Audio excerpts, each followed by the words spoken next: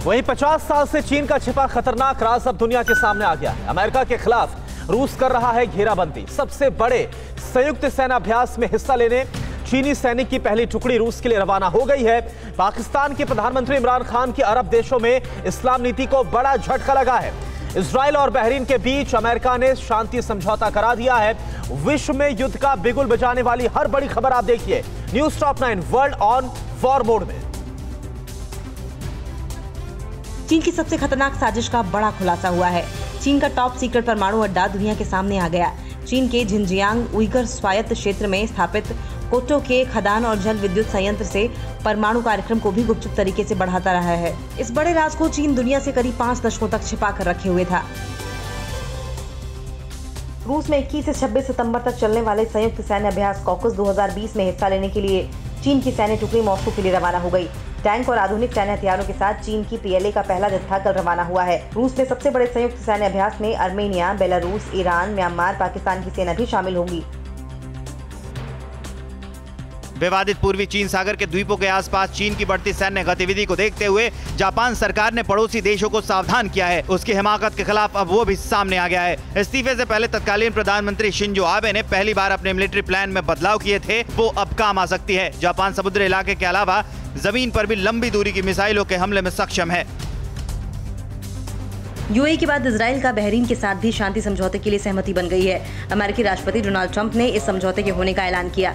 1 महीने में खाड़ी के देशों के साथ इजराइल का ये दूसरा शांति समझौता है। बहरीन के प्रिंस अगले हफ्ते वॉशिंगटन के दौरे में इस समझौते पर हस्ताक्षर करेंगे। 1948 के बाद इजराइल का किसी अरब देश के साथ ये चौथा समझौता है।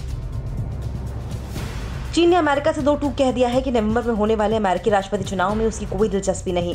अमेरिकी सॉफ्टवेयर कंपनी माइक्रोसॉफ्ट ने आरोप लगाया था कि उसने चीन से हुए साइबर अटैक को पकड़ा है, जो कि राष्ट्रपति चुनाव की कैंपेन को टारगेट कर रहा था।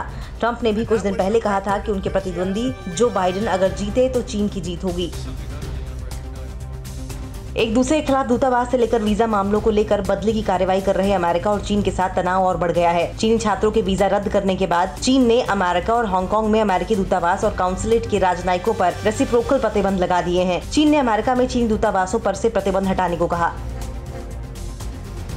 आज से दोहा के कतर में अफगानिस्तान में तालिबान के साथ शांति वार्ता को आगे बढ़ाने के लिए बातचीत का एक और दौर शुरू होने जा रहा है।